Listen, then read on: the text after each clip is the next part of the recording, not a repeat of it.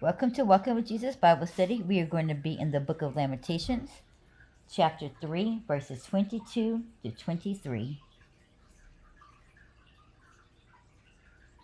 There we go. 22.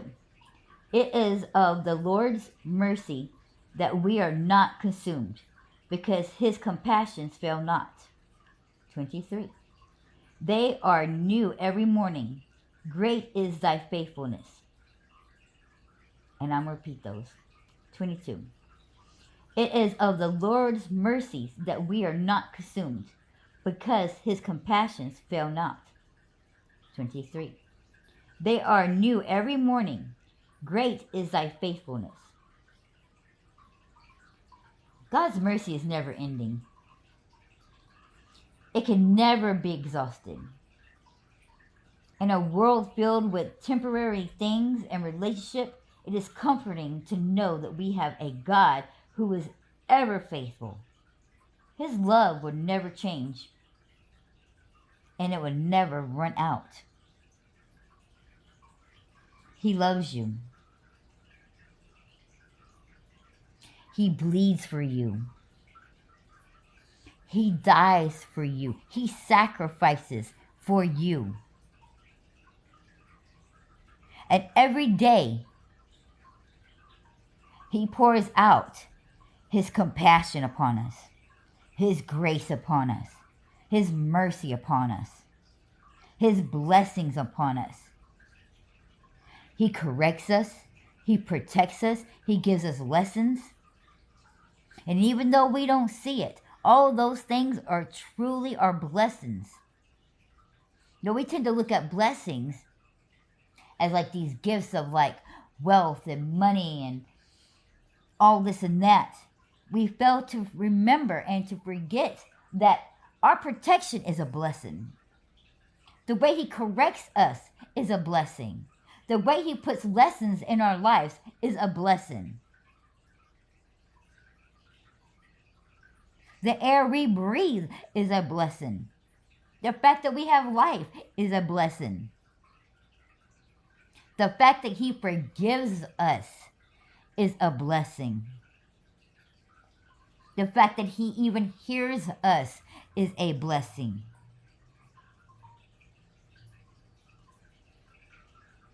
We are truly blessed.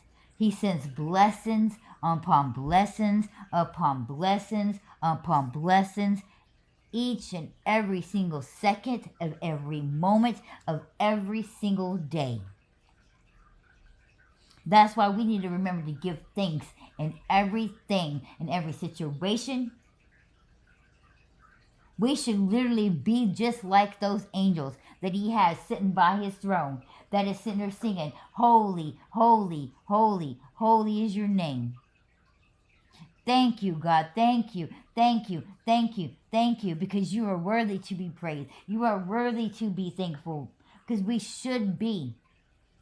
We cannot begin to fathom not only just the intelligence of our Creator, of our God. We can't even begin to fathom of just how he put everything together to where every single person in this world was meant to be here at this specific time and to say this and to do this and to be this and to be there and to give that and to do and to take. Because every single one of those things, every interaction, every movement, every word, every breath was perfectly placed for you to do it at that specific time for that specific reason for what we can't even begin to fathom. It just goes on and on. And each one of those, every movement is a blessing. Just because we can't see it, because we can't understand it, because we cannot have nowhere near the intelligence that he has to have any kind of understanding of why things happen the way they do. But we do know that they all happen, and they all happen for his good and for his glory and for because of his will. It is His will that you have a job, whether you believe in God or not. The fact that you have that job isn't because you got it yourself. Isn't because you earned it by going to getting the grades that you did and doing the studies you did and going to the college you did and this and that. It's not because of you. God gave you that because He gave it to you. It was God's will for you to have that job. It was God's will for Pharaoh to be in the position that he was, and for Pharaoh to have a heart that was hardened and to disobey God so that he could show how mighty and powerful he was. A lot of people, when they read that, was like, oh my gosh, but Pharaoh did that because God made his heart hardened. So that's why he kept denying. How cruel and rude was that? Because you don't understand that he was using that evil for good. If Pharaoh didn't harden his heart and do the things, then how can God then show how powerful and mighty He is for those people to believe that He can do these things? I can turn all this water to blood. I can make all these frogs come. I can make all these lotuses come. I can kill every first thing that was being born. Look at me part the sea. Because obviously seeing and just being told that He was God was not enough. So He had to come down and He got to come and show out. And He still comes and He still shows out to this day. And yet we pass off the very miracles that He does. When people get healed or when they seek the testimony of it had to have been a miracle. Of people of a mother picking up a car to get her child out from underneath that car. And she was by herself. We want to pass it off as some kind of whatever. But that was God. That was a miracle. That was an angel that helped her pick up that car so she can get her baby out from underneath that car. Oh, all those locusts going around and invading all of Vegas. Oh, that was just some scientists. Like they have a lab somewhere with all these locusts in there. There's no way on God's green earth that they had a lab filled with all that many locusts for what? And what are they studying it for? It's a lie. Did somebody, a mad scientist, slip up and let go of all these locusts? That was God. Y'all quit listening to this government and to these people who's in authority tell you these lies and cover up what God is showing you. Y'all keep saying, I need to see to believe God. He's been showing you. You just ain't been listening. You just been disregarding it, making excuses. Oh no, that's because of this and that's because of that. No, it's because of God.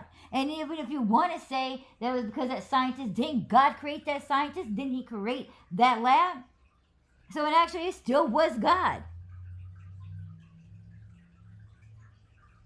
It's like you're all of a sudden believing that it's not near the end of times because it was the government setting fires so that they can build an all-intelligent island. And that's why they wanted to take Hawaii away from people, so they had it burnt up, because you have to burn it all down to create and start all new. And to take the land from all the people for a reason without them even realizing it. It doesn't matter that man started that. God still uses evil for good. And just because the government burnt it down doesn't mean that a prophecy did not come true in the Bible where a third of the earth will be set on fire.